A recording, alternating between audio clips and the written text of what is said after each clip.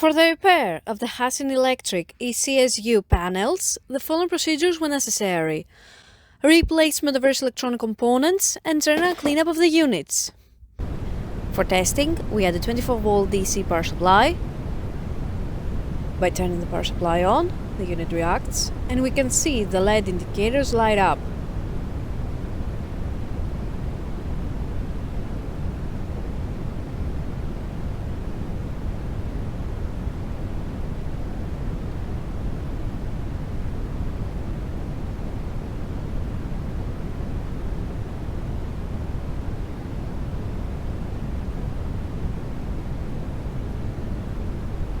No further testing is possible due to lack of additional units. It is now clear that both panels are operating successfully and are ready to be delivered to the customer.